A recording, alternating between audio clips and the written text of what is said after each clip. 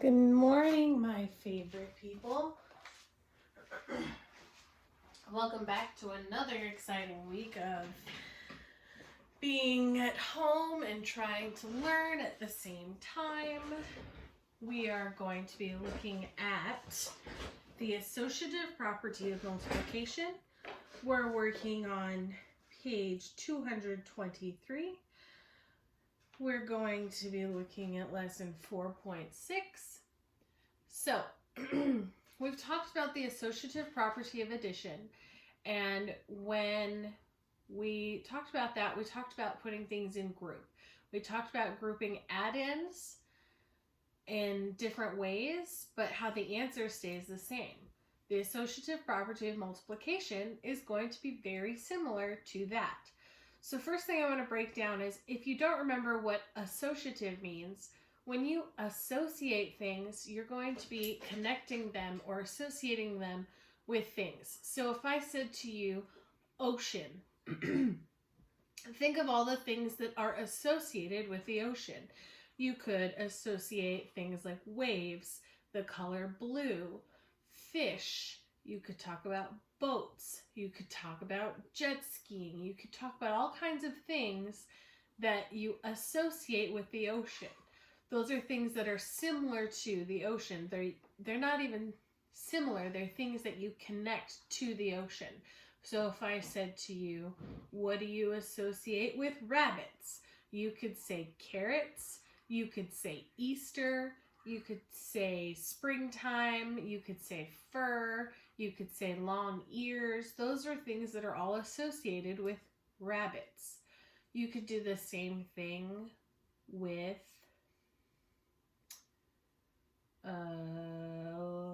book. You could say pages, you could say cover, you could say title, you could say author. All of those things are associated with a book. They're connected to a book. So when we talk about associative property, we're talking about grouping things. We're connecting these two things together and grouping them. Essentially, you're putting them together. You're associating those two things together. So the associative property of multiplication states that when the grouping of the factors is changed, the product is the same. It is also called the grouping property of multiplication. So if we look at the next piece, we have 2 times 3 times 4. Blah, blah, blah, blah, blah, blah. 3 and 4 are grouped together with these parentheses, these little bars that are around them, those little things that are like a hug holding those two things together. These are the two things that are being associated. They're being grouped. These things are also being associated, but they're different numbers. So what it's really saying to you is, find these answers first and then find this answer after. So group them first and then put the other piece together. So we're really taking 3 numbers and multiplying 3 numbers together. And the grouping is the part that you go for first. So let's look at the next piece. Each car, on the roller coaster has 2 rows of seats. Each row has 2 seats, and there are 3 cars in each train. How many seats are on each train? So we're going to be starting this process by underlining the question. How many seats are on each train? And then we're going to talk about grouping things together. So you can use an array to show 3 times 2 times 2. 2 times 2 are grouped together, and then you're going to multiply that 3. So we have 3 times 2 times 2. So we have 2 groups of 2, 1, 2, 1, 2. And there are 3 groups of those 2's. So 3 times what? Well, 2 times 2 is 4. So we have one group of 4, another group of 4, and a third group of 4. So we're multiplying 3 times 4. 3 times 4 is 1, 2, 3, 4, 5, 6, 7, 8, 9, 10, 11, 12. 3 times 4 is 12.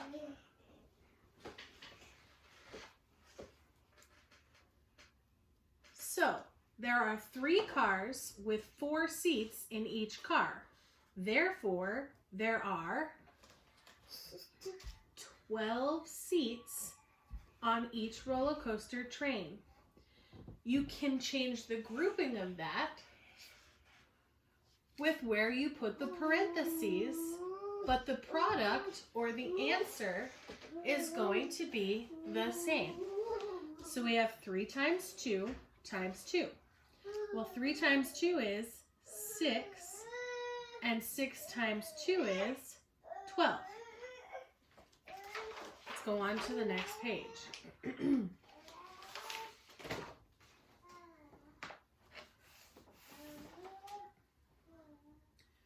We could use the commutative property and the associative property. You can also change the order of the factors and the product is the same.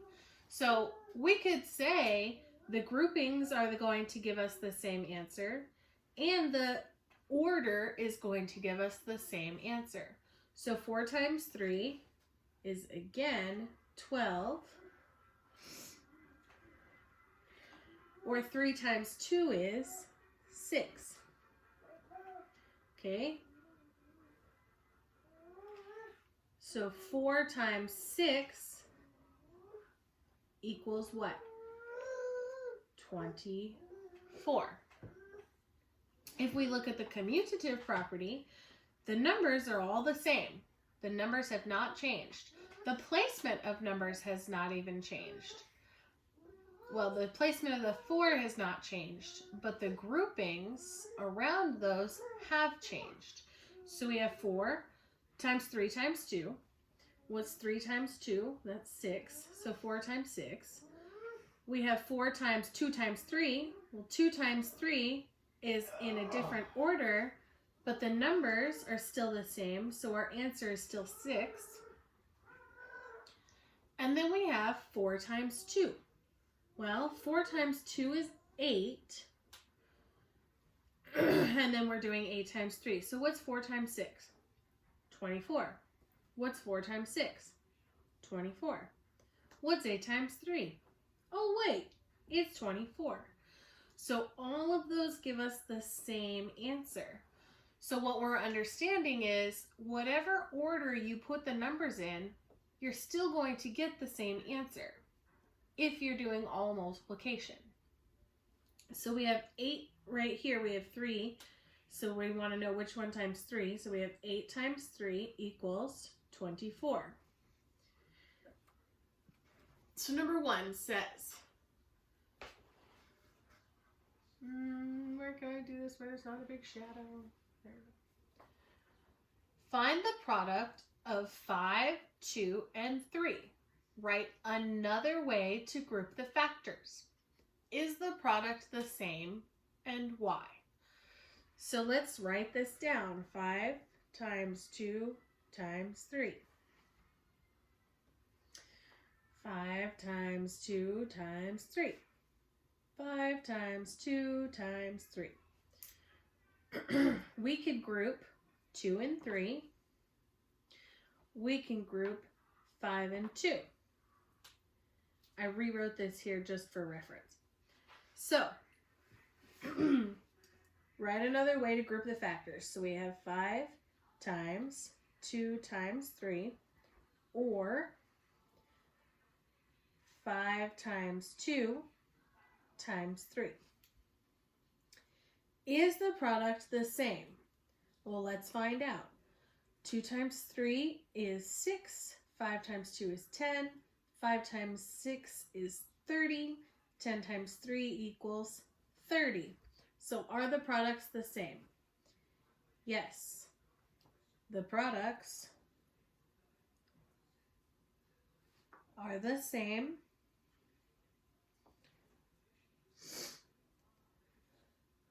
Because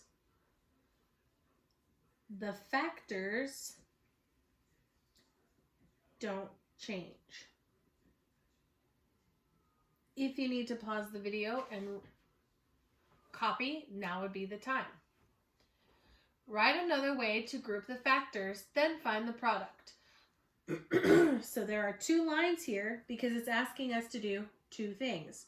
Write another way and then find the product. So 2 times 1 times 7. Another way to write that would be 2 times 1 times 7. Well, 1 times 7 is 7. 7 times 2 is 14. So the answer is 14. Number 3. 3 times 3 times 4. Again, first thing you must do is multiply the numbers inside the parentheses. 3 times 4 is 12. And then 12 times 3 is going to be 3, well, let's do 12. 12, 24, 36. So our answer is 36, but what we need to do is write this in another way. So we could group 3 times 3 times 4.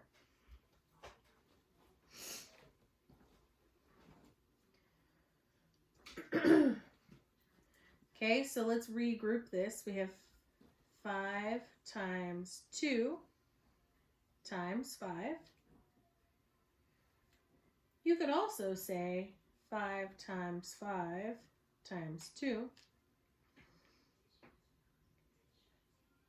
And that's another layer. So 5 times 5 is 25. 25 times 2 is 50. We have 3 times 2 times 6. We could also have 6 times 3 times 2. And then we have to solve for an answer. 6 times 3 is 18. 18 times 2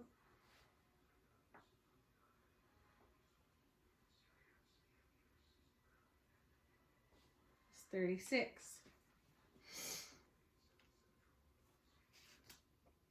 2 times 2 times 5. 2 times 2 is 4.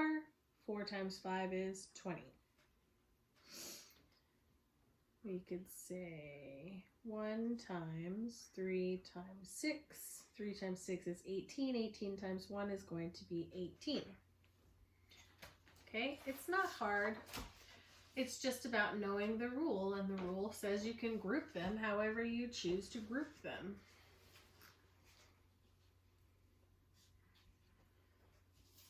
Personally, I like to group them so that I'm doing the hardest multiplication first and then adding another element to it. So 2 times 3 is pretty simple. 3 times 3, they're both very simple. 3 times 3 times 2. 3 times 3 is 9. 9 times 2 is 18. We could do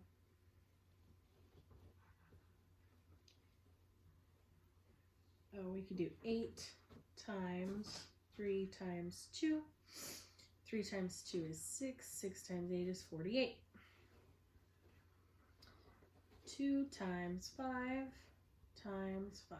2 times 5 is 10. 10 times 5 is 50.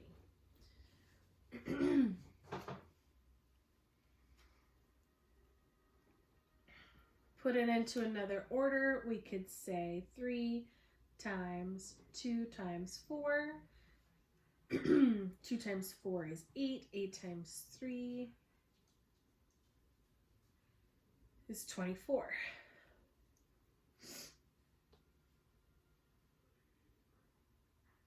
Yeah.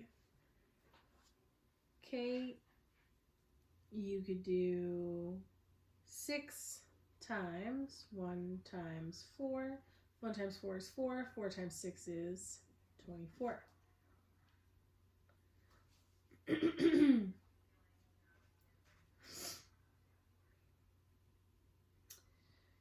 Two times 2 times 6. 2 times 2 is 4. 4 times 6 is 24. Lots of 24s today.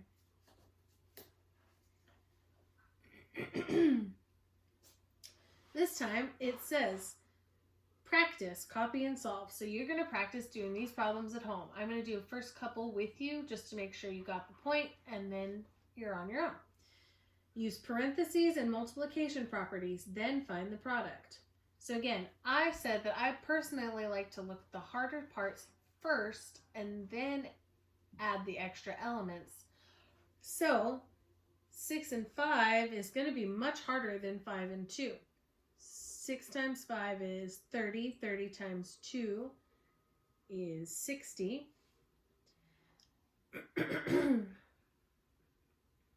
I'm going to say 2 and 3 is not harder than 5 and 3. They're about the same level of hardness, but 2 and 3 is 6. And I just said that 6 times 5 equals 30. Do the last couple on your own. Pause the video, do these problems, and then have parents check.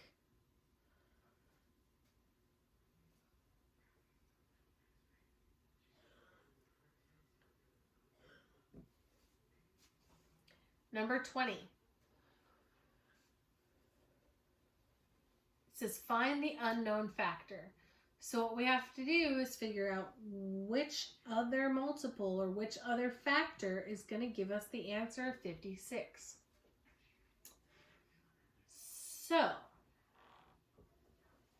let's look at this one first. The reason I'm doing this one first is because we know how to multiply zeros, and our answer is going to be 0. So 25 times 1 is 25, but 25 times 0 is going to equal 0.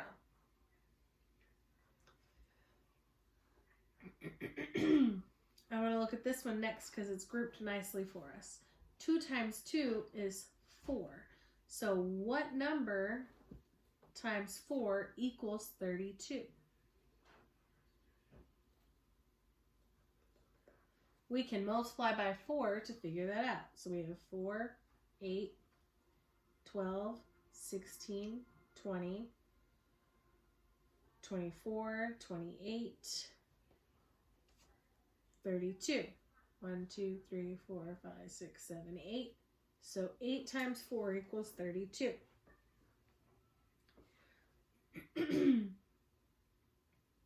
So 8 times 5 is 40. 40 times what number equals 40? Oh, I don't know. 1.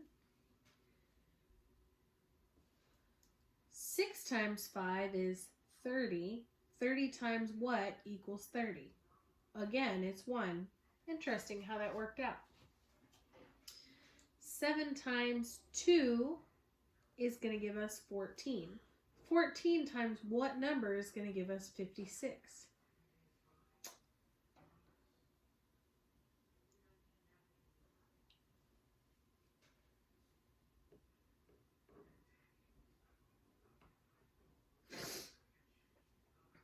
I'm not even sure.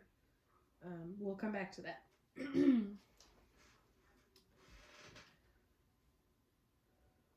7 times 2 is, oh, look at that, 14. 14 times what equals 42?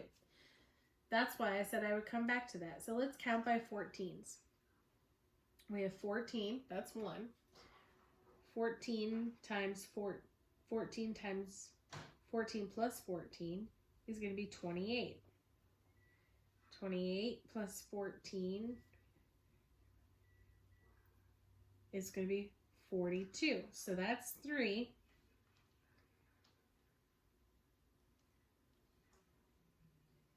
Then we need to take 42 is 3. So what's 56?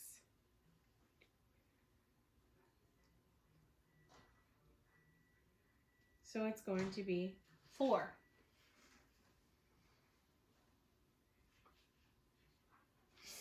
Number 26. What number sentence does this array represent? Write another way to group the factors. So the first thing you need to do is figure out how many groups there are. We have 1, 2, 3, 4 groups. So I'm going to say 4 times. And then how many are in each group? We have 1, 2, 3, and 1, 2. The important thing to know about that is you count your groups first, and then you put your parentheses around how many are in each group. And then another way to group this would be you could do 4 times 3. Sorry about my cat. Times 2.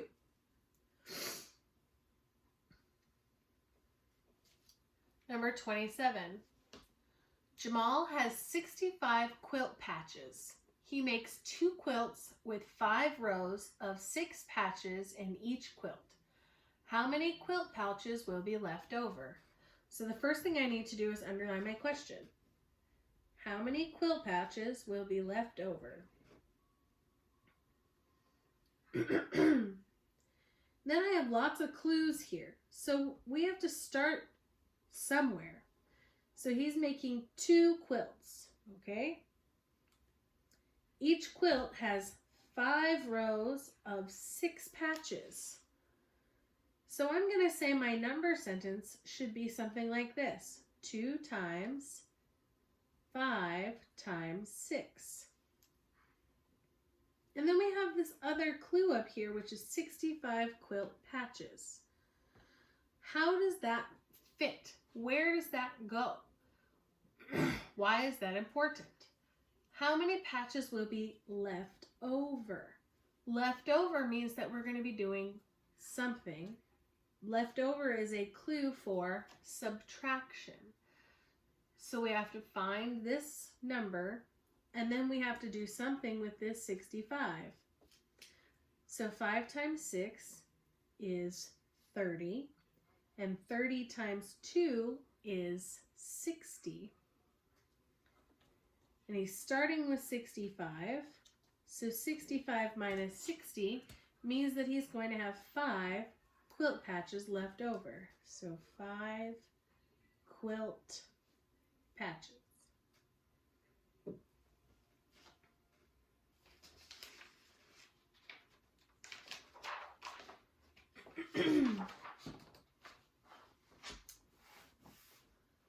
Let's get into this.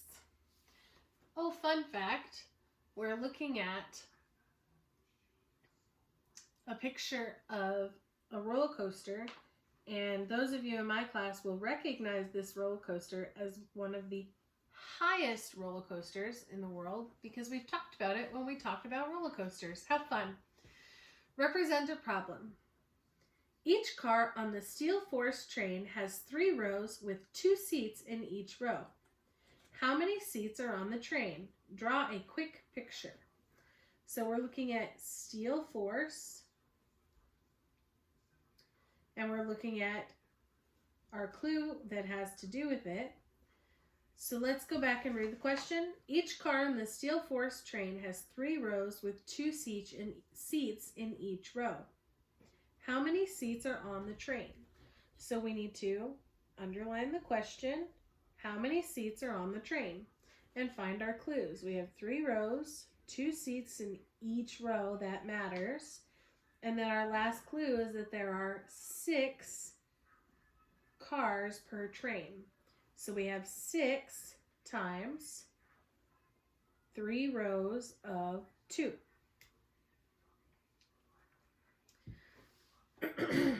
And then it wants us to draw a quick picture. So there are 3 rows of 2, and there are 6 of these.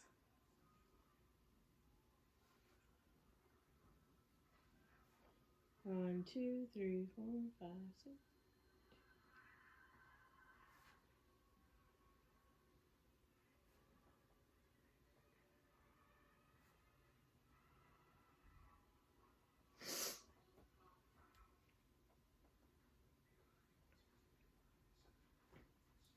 So 1, 2, 3, 4, 5, 6. So there's 6 in each one. That means that 3 times 2 is 6. And 6 times 6 is 36. So there are 36 seats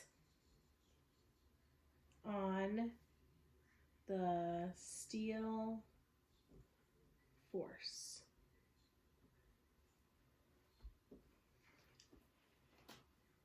Number 29. The King de Ka, which is the one we remember learning about, has 4 seats per car, but the last car only has 2 seats. How many seats are on the King de Ka train? So first we know that there are 5 trains, or 5 cars.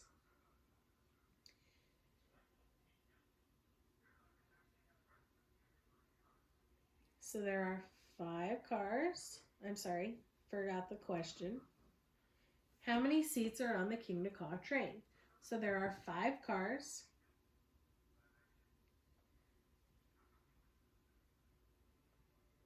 And there are 4 seats. But the last car only has 2. So there are 5 cars.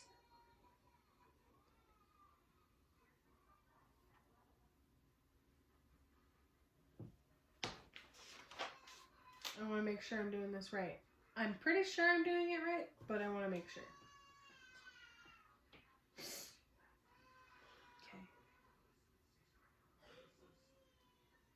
Okay, so it's 5 times 4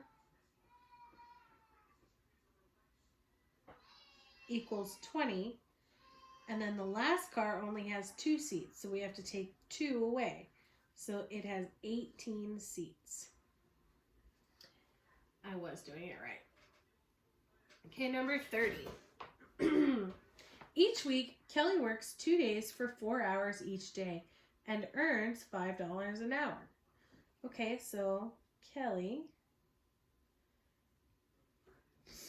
Len works 5 days for 2 hours each day and earns $4 an hour. Okay, so we know that that has to be written down. Kelly says they both earn the same amount. Does this statement make sense? Okay, so the question is, do they both earn the same amount? That's a big clue. So let's find out. Kelly works 2 days for 4 hours and earns $5 an hour. Len works for 5 days for 2 hours and earns $4 an hour. So what do we know so far? This looks like the associative property. It has all of the same numbers. So this should equal the same amount. But let's double check. 2 times 4 is 8. 8 times 5 equals 40. 5 times 2 is 10. 10 times 4 equals 40. So do they make the same amount? Yes. Why? Well, first say, yes, they both earn $40.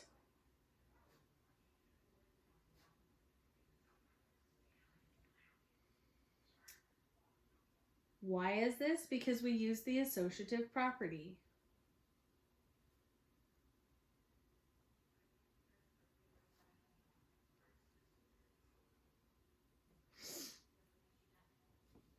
Number 31. Clayton packs 3 boxes. He puts 3 lunch bags in each box. There are 4 sandwiches in each lunch bag. How many sandwiches does Clayton pack? Show your work. So he packs 3 boxes. Let's draw them. 3 boxes. He puts 3 bags in each box. Okay. So a bag, and a bag. Bag, bag, bag, bag, bag, bag. Then he puts 4 in each bag. What number sentence is this going to give us? It's grouped in a certain way. there are 4 boxes. There are 3 bags in each box, and there are 4 sandwiches in each bag. Could also be grouped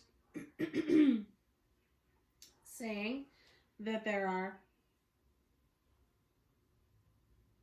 oh, I wrote this wrong. It's 3. Sorry. You could also say 3 times 3 times 4. I'm going to say this one's easier. 3 times 4 is 12. 12 times 3 is 36. So he packed 36 sandwiches.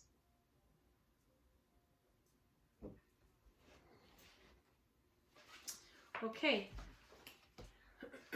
Let's not forget lesson 4.6. That's page 227. And the back, that's page 228. Please make sure you do this page front and back. It's a practice and homework for lesson 4.6, front and back, 227 and 228. Do this page on your own. Make sure you take a picture of the front and the back and you upload it to your Google Classroom. Thank you. See you tomorrow.